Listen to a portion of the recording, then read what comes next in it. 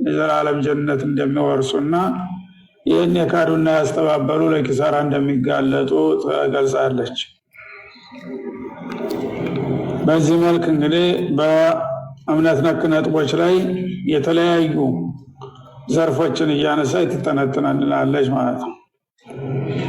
እና መጀመሪያ አካባቢ በተለይ ነቢዩን አለይሂ ሰላቱ ወሰላም ገና ነቢይ ከመሆናቸው በፊት ታማኙ መሐመድ እያሉ ሲያመኳሻቸው እንዳልከረሙ ሁሉ የአላህ ሪሳላ ይዤ መጣሁ በሚሉ ጊዜ ግን በቅጽበት ተለውጦ ሁኔታው የተለያዩ የዘለፋና የስድብ ቃላት ውዥንብር ይወርድባቸው ጀመር ማለት ነው።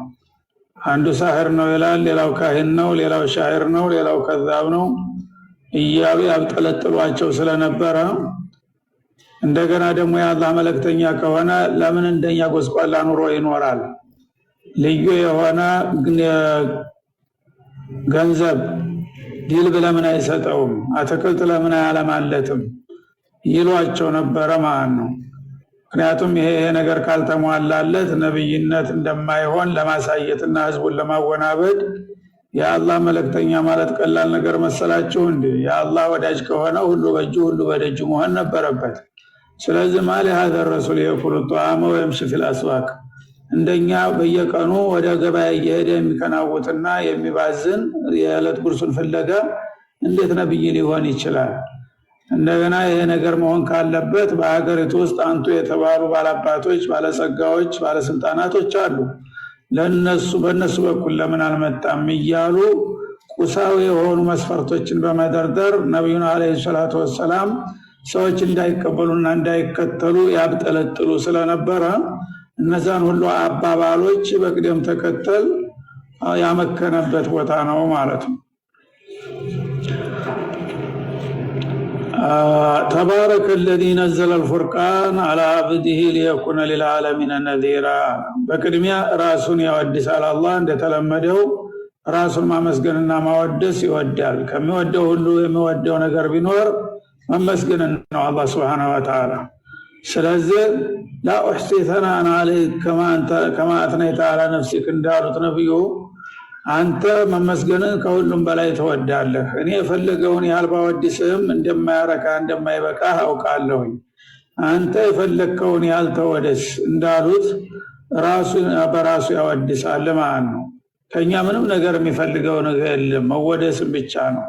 ስለዚህ እንዴት ብለን እንደምናወድሰውም እግር መንገዱን ያስተምረናል ማለት ነው።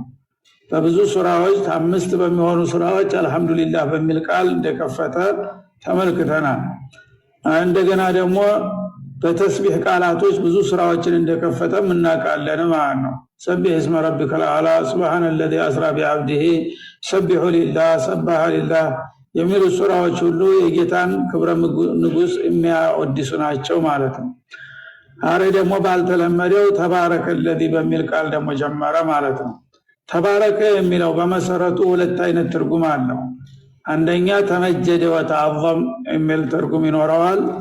ከሁሉም በላይ ያው ላቀ ገነነ የአላህ Subhanahu Wa Ta'ala ክብረ ግርማው ከሁሉ የላቀና የበለጠ ነው ማለት ሲሆን፣ ሌላው ደግሞ ተካተበ ኸይሩ ረዴቱ በዛ ችሮታው ሰፋ ማለት ይሆናል ማለት ነው። ሁለቱም ማናዎች አብረው ሊሄዱ የሚችሉ ናቸው። ስለዚህ ተባረከ الذي نزل الفرقان على عبده محمد عليه الصلاه والسلام በልዩ ባሪያውና በባለሟሉ በመሐመድ በኩል ወረቁ ፉርቃን የተባለን ኪታብ ያወረደው ጌታ ክብሩ ላቀ ችሮታው ሰፋ ይላል ማለት ነው።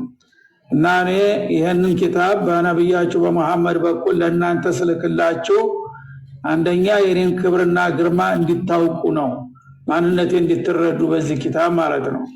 ሁለተኛ ደግሞ ለእናንተ እጅግ ቸርና ሩህሩህ የተለያዩ የዲንና የዱንያ የአኺራና የዱንያ ጥቅሞችን የሚቸርና የመለግሳችሁ መሆኔን ላሳውቃችሁ ነው ማለቱ ነው ማለት ነው። አንደኛ የአላህን ምንነትና ማንነት እንድናውቅ ነው። ምክንያቱም ጌታን በሐዋሳታችን አንደርስበትም፣ በመልክ አናየውም፣ በድምፅ አንሰማውም። ግን አላህ Subhanahu Wa Ta'ala ማንነቱን የሚነግረን በሪሳላ ነው።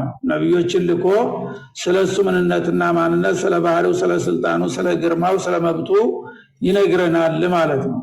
ያኔ ታላቅነቱን እናውቃለን። እንደገና ደግሞ ችሮታውን ያው ለሚያስፈልገን ነገር ሁሉ የፈጠረልንና ያመቻቸልን መሆኑን ስንገነዘብ ለኛ ምን ያህል አሳቢና ቸርሩሩ መሆኑን እንገነዘባለን።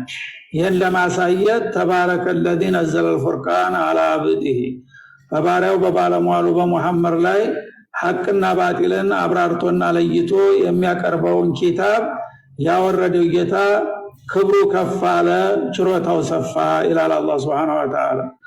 على عبده ማለት ያው የነብዩ አለይሂ ሰላቱ ወሰለም የማዕረግ ስም ነው። ፍጡር የፈለገውን ያህል ትልቅ ቢሆን ከባሪያነት አያልፍም። የመጨረሻው ታላቅ ነብይም على عبده ተብሎ ተገለጸ ማለት ነው። ምክንያቱም ክብር ለሱ ብቻ ነው አላህ Subhanahu Wa Ta'ala የሚወደውና የሚፈቅደው። ለባሪያ ግን የጌታው አገልጋይ ባለሟል መሆኑ ክብር ነው። ከዚህ በላይ ክብር የለም ማለት ነው። የአላህ አገልጋይና ታማኝ ባለሟል ለመሆን ማዕረግ ከደረስክ ከዛ በላይ ምንም ነገር አይመርህ ማለት ነው። ከዛ በላይ የጌትነት ስልጣን ለጌታ ነው እንጂ ለባሪያ አይገባም። እና ይህን ኪታብ ደግሞ ያወረደው ለምንድነው? ሊየኩነ ሊልዓለሚነ ነዚራ በዓለም ላሉ ህዝቦች ሁሉ በሙሉ። ዓለም ማለት በመሰረቱ ዓላማ ከሚለው ቃል ነው የተወሰደው፣ ምልክት ማለት ነው። ዓለም በምናየውም የማናየውም የዓለም ፍጥረታት አይነት ሁሉ ምልክት ነው። ለማን ነው ምልክትነቱ? ለባለቤቱ ለአላህ። አላህ ለመኖሩ ፍጥረታት ምልክቶች ናቸው ማለት ነው። በግንባር ቀደምነት ዓለም ከሚለው የሚጠቀሰው ሰው ነው በምድር ላይ። በሰማያት መላእክ ነው። እንደገና ጅን አለ በመሬት። እንዲሁም ደግሞ ነፍሳትና እንስሳት አሉ፣ እጽዋት፣ ሌሎችም እንግዲህ የፍጥረታት አይነት ጉርዛን የሆኑትም ጭምር ሳይቀሩ ይገባሉ። በግንባር ቀደምነት ግን ሶስቱ አቅል ያላቸው ፍጡሮች ናቸው የዓለም ተጠሪዎች፣ ሰውና መላእክ፣ ጅኖች ማለት ነው። እና በአሁኑ ጊዜ ዓለም የሚባለውን ቃል ስንሰማ የመልክዓ ምድር ስም አድርገን ነው የምንረዳው ማለት ነው። የመልክዓ ምድር አይደለም፣ የሰዎችና የጅኖች የመላእኮች ስም ነው ዓለም ማለት። ሌላው የነሱ ተከታይ ነው፣ እነሱ እንዲኖሩበት የተፈጠረ እንጂ ዓለም የሚለው ቃል ምድርን ወይም ሰማይን ሳይሆን ነዋሪዎቹን ነው የሚወክለው ማለት ነው። ስለዚህ አልዓለሚን ይላቸዋል። አልዓለሚን ማለት የጌታ ምልክት የሆኑ ልዩ ልዩ ፍጡሮች ለማለት እንጂ የምድር ስም አድርገን መውሰድ የለብንም ማለት ነው።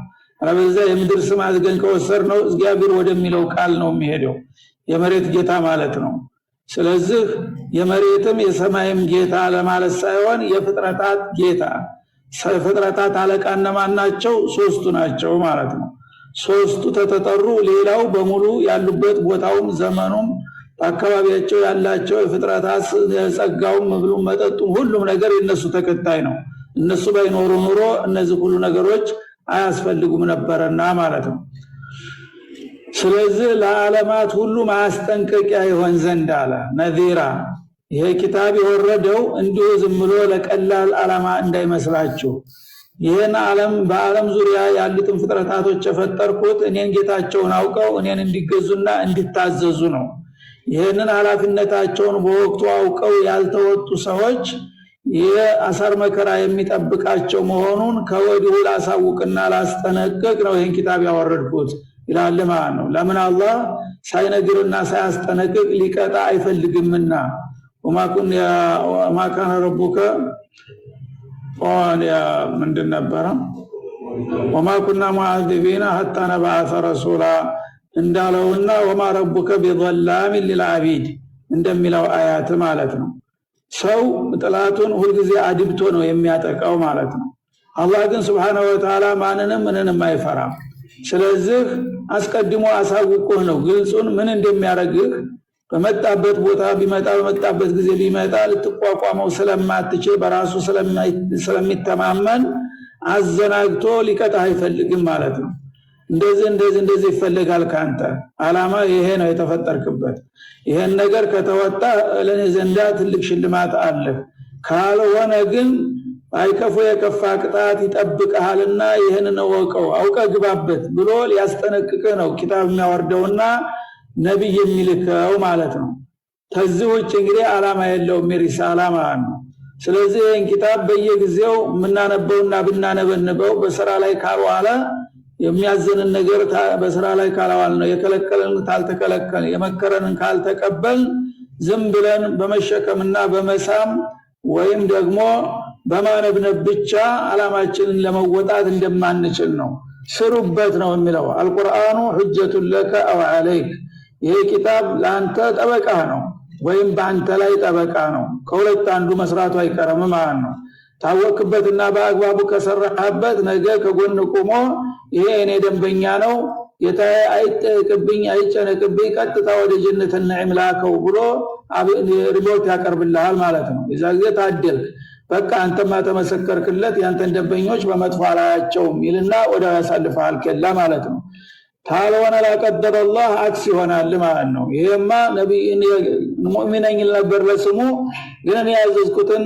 ሚሰራ አልነበረም የከለከልኩትን የሚከለከል አልነበረም እኔም ተመጠፍ አይቆጥረኝም እንደው ለበረካው ይያላ አንዳንድ ጊዜ ስራ ሲያጣ ነበንበይ ነበር እንጂ ምንም አላቀውም ብሎ ይመሰክርባል ማለት ነው ያ ከሆነ ደግሞ ጀሂም ሆነ አገር ይሄ እንዳይሆን አላህ Subhanahu Wa Ta'ala ይሄን ኪታብ ያወረደው ፉርቃን አለው ፉርቃን ማለት ሐቅና ባጢልን አብጠርጥሮ የሚያስቀምጥ ቁርአንን ያወቀና የተረዳ ሰው ሐቅና ባጢል እንቲባስ ብጅታ ይፈጠርበትም ማለት ነው ሐቅ የት እንዳለ በግልጽ ያቃል ባጢል የት እንዳለ ያቃል ከዛ በኋላ ሐቅና ባጢልን ከለየ አንድ ሰው ችግሩ ተፈታ ማለት ነው ሁሉ ጊዜ ያው በሐቅ ላይ መጠመድ ያለበት ከባጢል መራቅ አለበት ይሄንን እንግዲህ ካረገ አንድ ሰው በትክክለኛው መንገድ ላይ ነው የተጓዘው ማለት ነው ይሄን ሳያደርግ በአንድ ወይም በሌላ ምክንያት ከቀረ ግን ያው አቦላጭ ወስላታ መሆኑ ተረጋገጠና ተጠንቀቅ የሚል ማስጠንቀቂያ መብራት ቀይ መብራት ያሳየዋል ማለት ነው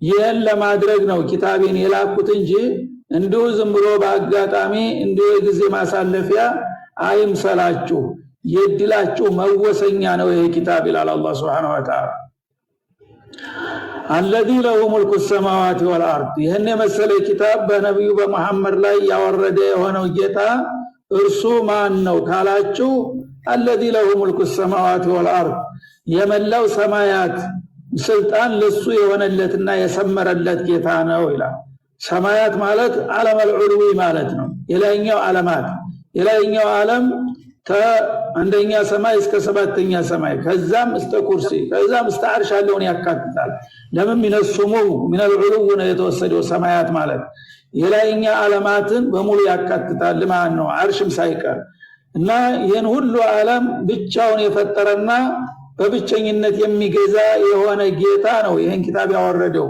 ቀላል ነገር አይምሰላችሁ ማለት ነው ወልአርዲ የምድርን ባለቤት የሆነ ነው ምድር ከምስራቅ እስከ ምዕራብ ከደቡብ እስከ ሰሜን ከላይ ተቀርፍት እስከ ታይ ጥልቅ ድረስ ምድርን በሙሉ አንድ ነገር ሳይቀር ብቻውን እሱ ነው የፈጠረውና የገነባው እንደገና ደግሞ የሚያስተዳድር የሚቆጣጠረውም እርሱ ነው ማለት ነው የዚህ ሁሉ ዓለማት እንግዲህ ባለቤትና ባለስልጣን የሆነው ጌታ ምን ያህል ኃያል ነው ከሱ የተላከ መልእክት ነው የደረሳችሁ ከተራ ነገር እንዳይመስላችሁ ማለት ነው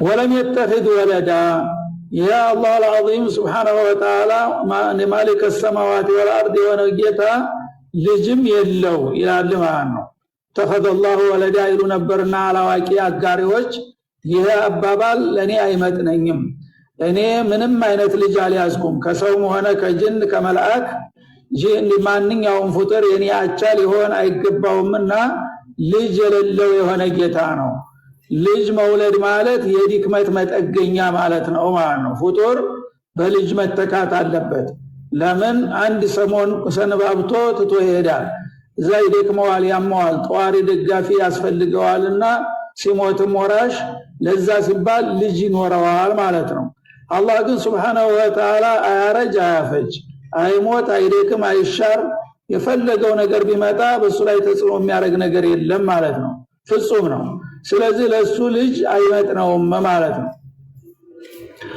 እና ልጅ የሌለው የሆነ ጌታ ለም የሊድ ወለም ይውለድ ወለም يكن له كفوا احد እንደሚለው በሱረቱል ኢኽላስ ማለት ነው ማንንም ያልተወለደ ማንንም ያልወለደ አንድም አቻና ቢጤ አምሳያ የሌለው ፍጹም ናሙሉ የሆነ ጌታ ነው ይላል ማለት ነው ወለም يكن له شريك في الملك በስልጣኑ ደግሞ አጋር ተካፋይ የሌለው ማንኛውም ኃይል በአለም ላይ ካለ ሌላ የበታችም ሆነ የበላይ ወይም የጎን ተካፋይ ተቀናቃኝ ይኖረዋል ማለት ነው።